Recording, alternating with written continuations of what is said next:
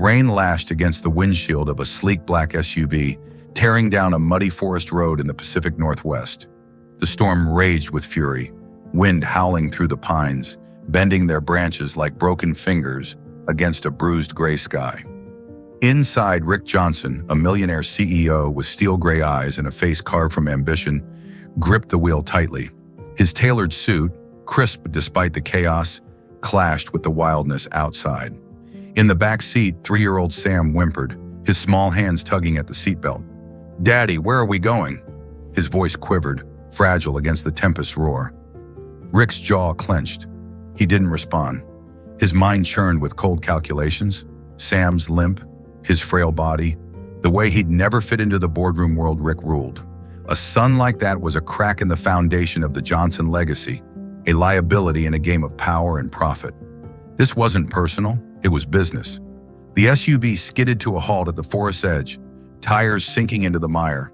Rick stepped out, rain drenching his polished shoes, and yanked open the back door. Sam looked up, eyes wide with innocent trust. "Get out," Rick said, his tone hard as granite. "Daddy, I'm scared," Sam whispered, clutching the seat with trembling fingers. "Out, now!" The command brooked no defiance. Sam hesitated, then slid from the vehicle, his bare feet sinking into the cold, wet earth. Rain soaked his thin pajamas instantly, plastering them to his shivering frame. "Daddy, please don't leave me!" Sam's cry pierced the storm as he reached out, desperate. Rick turned his back, unable to face those pleading eyes. "Stay here," he snapped, climbing back into the driver's seat. The engine growled, and as Sam pounded tiny fists against the window, "Daddy, Daddy, come back!" The SUV lurched forward. His screams faded into the wind, drowned by the rain's relentless drumbeat. In the rearview mirror, Rick watched Sam's small figure shrink to a speck, then vanish. A problem solved, a weakness excised.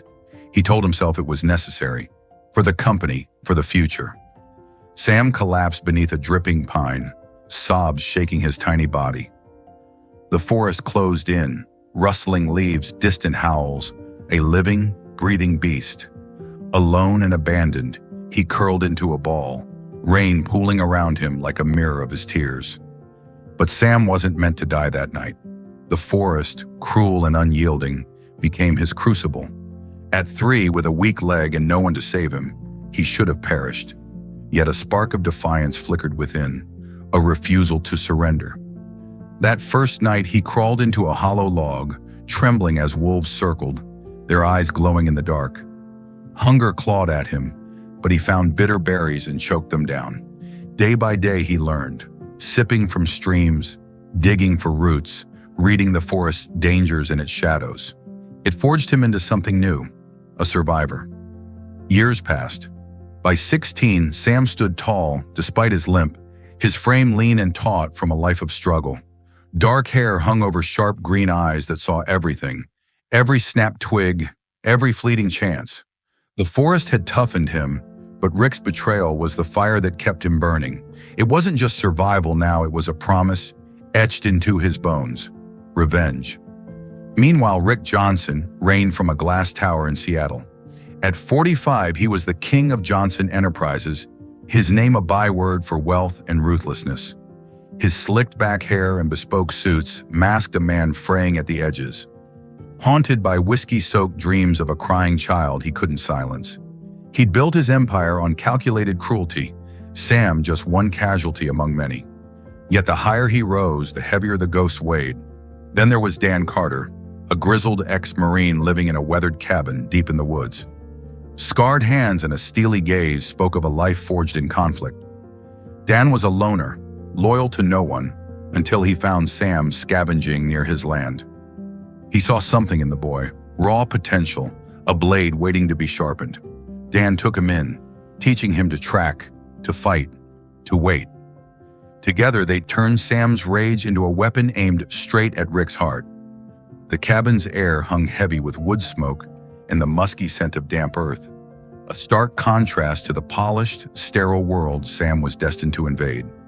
Dan Carter stood silhouetted in the doorway, arms crossed, his weathered face unreadable as he watched Sam drag a whetstone across a hunting knife. The blade gleamed with each stroke, its edge honed by Sam's steady hands. "You're getting good at that," Dan said, his voice a gravelly rumble that barely rose above the crackling fire. "But you're not here to gut deer forever?" Sam's green eyes flicked up, sharp and piercing, catching the firelight. "I know. I'm ready." Dan let out a snort, kicking a battered backpack across the uneven floorboards toward Sam. "Ready's a big word, kid. You think you can just stroll into Seattle and take down a CEO with a pocket knife and that limp of yours?" Sam's jaw tightened, his grip steady on the knife. "I'll find a way." "Guts won't cut it," Dan replied, stepping closer. He loomed over the rickety table between them, pulling a crumpled map from his jacket pocket and flattening it with a rough hand. "Rick's a shark. Been swimming in blood since before you were born. You want to bleed him dry? You've got to learn his waters." He tapped the map, smudging ink with a calloused finger. "Johnson Enterprises, Seattle headquarters. Tentacles in tech, timber, everything. He's drowning in dirt. More than just leaving you in that storm. Find it, and you can choke him with it." Sam leaned in, tracing the map's grid of streets and buildings, with a finger toughened by years in the wild. Seattle sprawled before him, a labyrinth of glass and steel waiting to be conquered. "How do I get close?" Dan's lips curled into a half smile, more grimace than grin. "You start at the bottom, janitor, mailroom, whatever gets your foot in the door. Head down, ears open. You're a ghost, unseen, unheard. Then, when the moment's right, you strike." Sam nodded, the plan sinking into his bones like the chill of a forest night. He'd mastered survival among trees and wolves. Now he'd master the concrete jungle. With Dan's old contacts, he secured a janitor's gig at Johnson Enterprises. He swapped his flannel for a gray uniform that rendered him invisible, a shadow among the tower's gleaming marble halls. The air buzzed with the click of heels, the hum of elevators, the murmur of power plays sealed behind closed doors. Sam pushed his mop, eyes darting, scanning for cracks in the Empire's facade. Every discarded memo, every whispered call over a cubicle wall, it was all ammunition, pieces of a puzzle he'd spent his life preparing to solve. Months bled into years. Sam climbed the ranks with quiet tenacity, maintenance, then admin, then a desk in finance. The limp from that rainy night when Rick abandoned him became a footnote, masked by sheer will. He blended in, the reserved guy with the sharp eyes and the slight hobble, a fixture no one questioned. But beneath the surface, Sam was a predator stalking prey. Late nights in the office, he rifled through files, cracked encrypted emails, and taped hushed conversations. Rick's empire unfolded before him, a rotting castle of fraud, bribery, and backroom deals with men whose names didn't appear in any directory. Each discovery sharpened Sam's resolve, but he needed more. He needed the killing blow that would topple Rick once and for all. Meanwhile, Rick Johnson felt the noose tightening. Board meetings turned into battlegrounds, his temper flaring as rumors of leaks and audits swirled. He barked at assistants, fired loyalists on a whim, and doubled his security detail. Sleep became a stranger. He paced his penthouse at night, the Seattle skyline mocking him through floor-to-ceiling windows. Dreams plagued him, visions of a boy shivering in the rain, green eyes accusing. One morning he found a photo on his desk, Sam at 3, grinning in a faded snapshot, raindrops streaking the image, scrawled on the back in jagged red ink. "Miss me, Dad?" Rick's pulse hammered. He tore the office apart, interrogated staff, but no one knew how it got there. "He's dead," Rick muttered, crushing the photo in his fist. "He's been dead for years." But the lie rang hollow. Doubt burrowed into his mind. Was Sam alive? Was he out there, watching? Paranoia became Rick's constant companion. He installed cameras in every corner, hired private investigators to scour the city, but they turned up nothing, just shadows and dead ends. Still, the sensation of being hunted clung to him like damp rot. At a company gala, he froze mid-speech, swearing he saw Sam in the crowd. A flash of green eyes, a familiar limp vanishing behind a sea of tuxedos. He blinked and it was gone, just another faceless suit. His hands trembled as he gripped the podium. His empire, his sanity, Both were slipping through his fingers. Sam, now 22, sat in his cramped apartment, the walls a chaotic collage of evidence.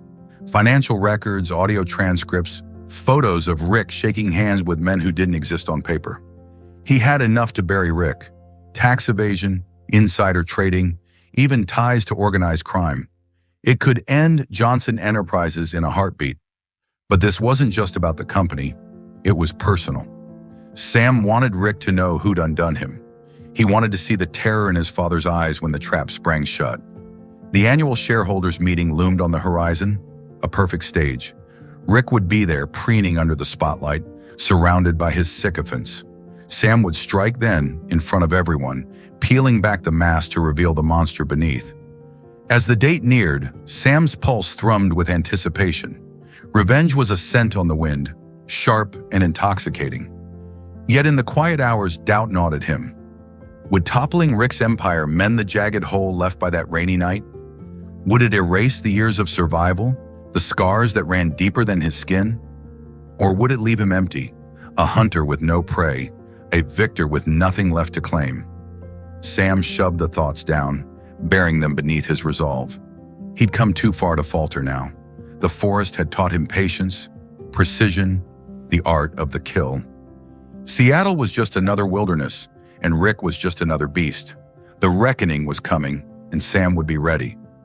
The night before the shareholders' meeting, Sam sat alone in his sparse apartment, the silence pressing against him like the dense canopy of the forest he'd once called home. On the edge of his bed, he held a faded photograph, the last tether to a life before betrayal. It showed him at 2 years old, laughing as his mother's warm hand cradled his tiny fingers. Her smile radiated love, untainted by the storm that would steal her away and leave Sam to Rick's cruelty. Rick wasn't in the picture. He never was. Sam's throat tightened as he traced her face with his thumb, her memory a quiet fire fueling his resolve. She'd seen him as whole, limp and all, never a burden. If she'd lived, he wouldn't be here, on the brink of dismantling the man who'd discarded him. But she was gone, and tomorrow Sam would face Rick with the weight of every lost year. He slipped the photo into his wallet, a shield against the doubt that crept in during the stillness.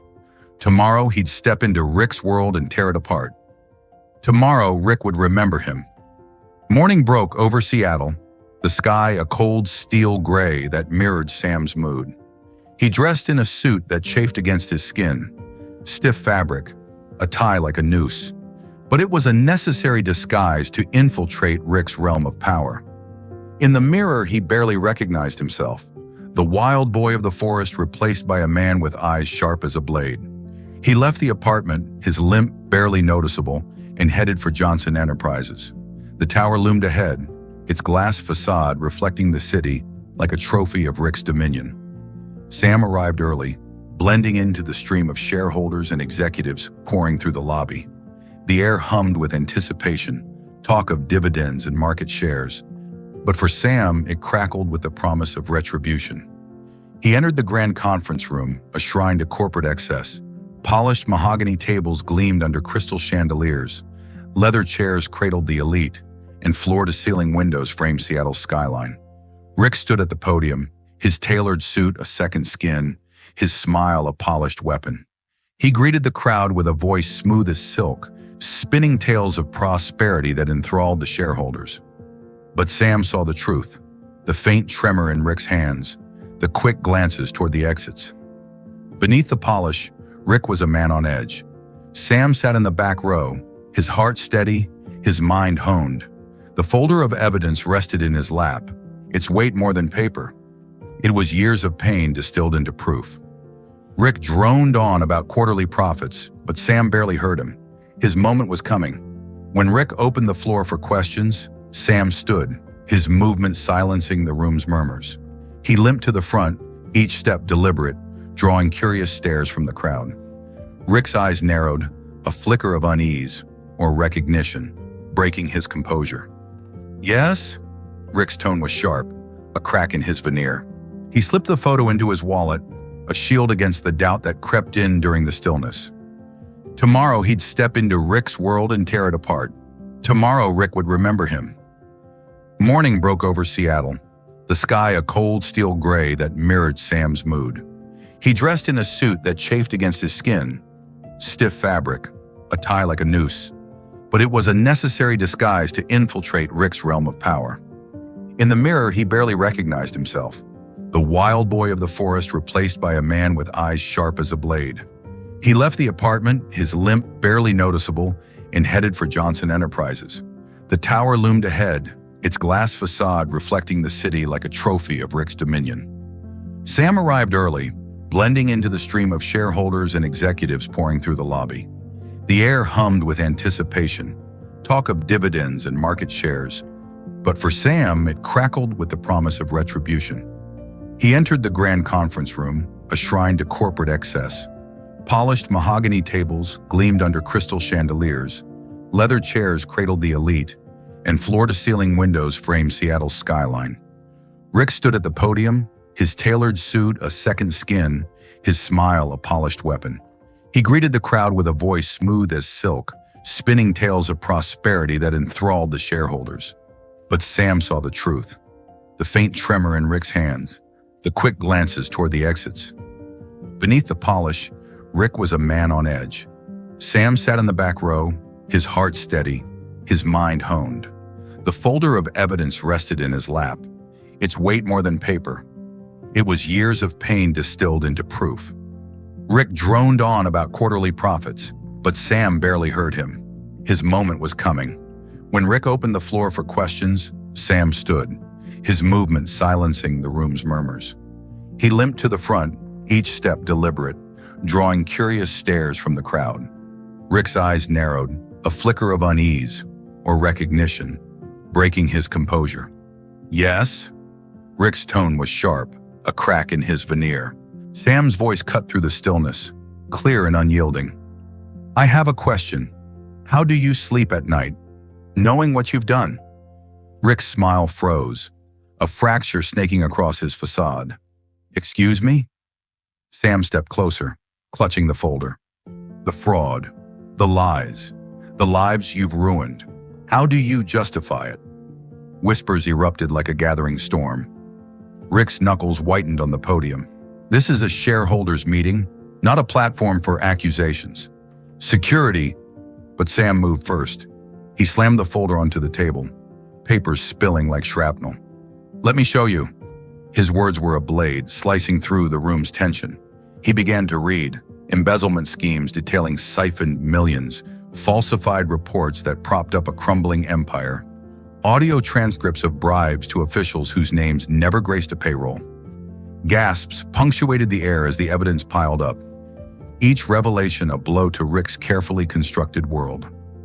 Rick's face turned ashen, his voice rising in a frantic shout. This is preposterous! Who are you? How dare you bring these lies here? Sam met his gaze, a cold smile tugging at his lips. I'm the ghost you thought you'd buried, Rick. I'm the son you left to die. The room fell silent, the weight of Sam's words a thunderclap. Rick's mouth opened, then closed, his defiance crumbling.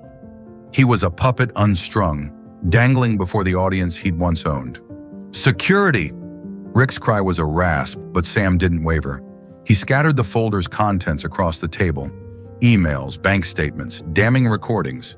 It's all here, he said, turning to the shareholders. See for yourselves. Chaos exploded. Executives lunged for the papers, their voices a cacophony of outrage and disbelief. Rick tried to shout over them, but his words were swallowed by the tide of betrayal surging through the room. Sam watched, his pulse hammering, as Rick's empire disintegrated. In the melee, Sam closed the gap between them. Rick slumped against the podium, his face etched with defeat. You thought you could erase me, Sam whispered, his voice laced with venom. But I'm the one erasing you. Rick looked up, eyes wide with fear and a dawning realization.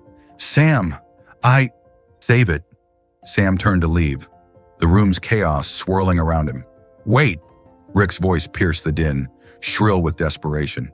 You think you've won, but you don't know everything. Sam paused, glancing back. What are you talking about? Rick straightened, a spark of his old arrogance flaring. Your friend Dan. the one who taught you to survive. Did he ever tell you why he hides in that cabin? Sam's brow furrowed. What does that have to... He's a wanted man, Sam. A deserter. A thief. Rick's lips twisted into a sneer. I've got proof that'll bury him. You expose me, and I'll make sure he rots in a cell. Sam's heart stuttered. Dan had always been cagey about his past, his silences heavy with unspoken burdens. Could Rick be telling the truth? You're lying, Sam said, but doubt crept into his tone. Am I?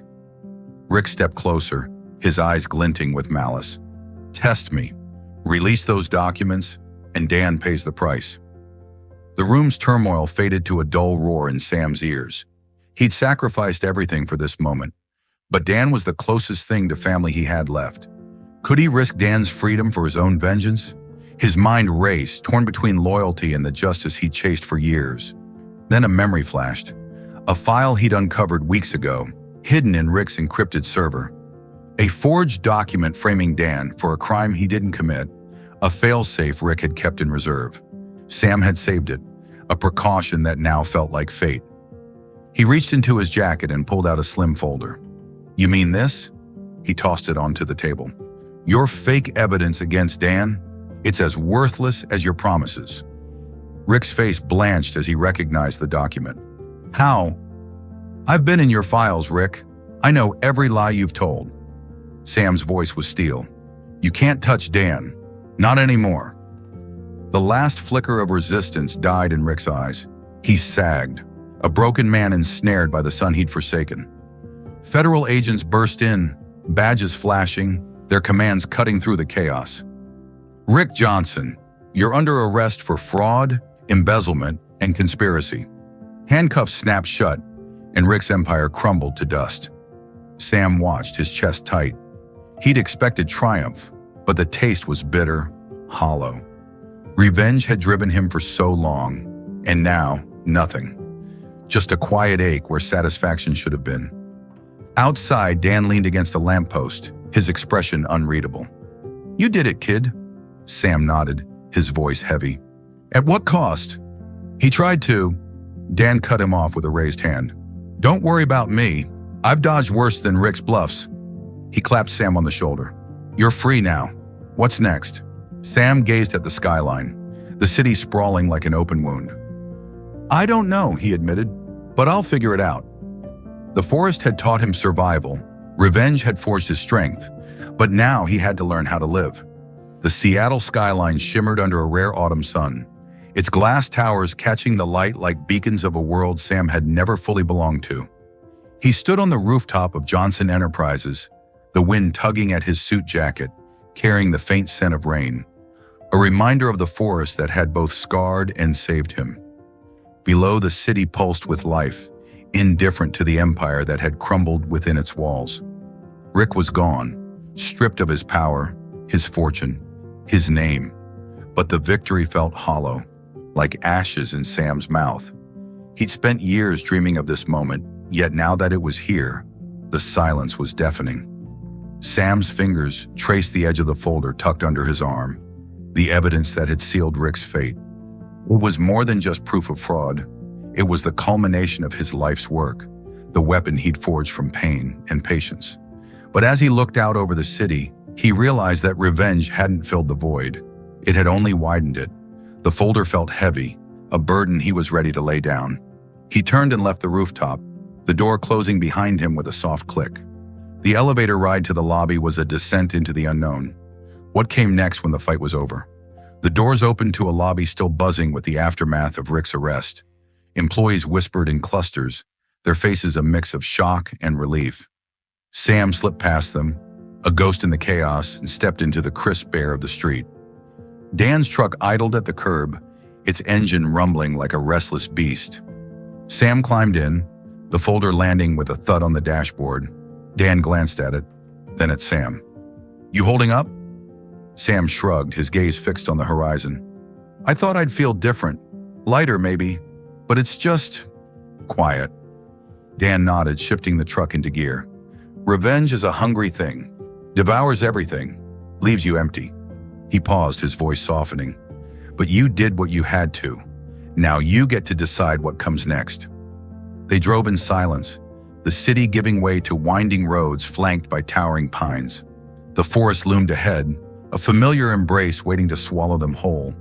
Sam's chest tightened as they neared the cabin, his refuge, his prison, the place where he'd become something more than a discarded son. Dan parked, and they sat for a moment, the engine's hum fading into the quiet. "Rick's done," Sam said, breaking the silence. "But what about us? What's left?" Dan leaned back, his eyes distant. "You're free, Sam. No more shadows to chase. You can walk away, build something new." Sam's laugh was bitter. "Walk away to what? This fight was all I had." Dan turned, his gaze steady. "Then find something else. You're young. Hell, you've got your whole life ahead of you. Don't let Rick's ghost drag you down." The words lingered as Sam stepped out, the forest air cool against his skin. He wandered the familiar paths, his limp more pronounced on the uneven ground. The trees whispered secrets only he could hear, their branches a canopy of memory. He stopped at the hollow log where he'd hidden that first night, a lifetime ago. Kneeling, he brushed his fingers over the moss-covered bark, the echo of a terrified child's sobs ringing in his ears. He'd survived. He'd won. But the cost was etched into every scar, every sleepless night. That evening, Sam sat by the fire, the flames dancing in the hearth. Dan joined him, passing a mug of coffee that warmed Sam's hands but not his heart. "You ever think about her?" Sam asked, his voice barely above a whisper. "Who?" "My mom. What she'd say if she saw me now."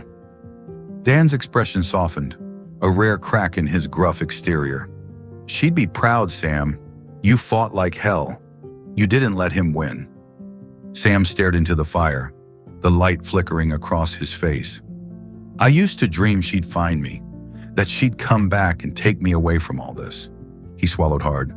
"But she's gone, and I'm still here, picking up the pieces." Dan leaned forward, his voice low. "You're not alone in this, kid. You've got me, and you've got yourself, stronger than you know." Sam's eyes stung, but he blinked back the tears. He wasn't that scared boy anymore. He'd buried that part of himself long ago. Yet in the quiet, he felt it stirring, a longing for something beyond the fight. Maybe Dan was right. Maybe it was time to build instead of break. The next morning, Sam stood on the cabin's porch watching the sun rise over the treetops. He'd made a decision in the stillness of the night, the kind that settled deep in his bones.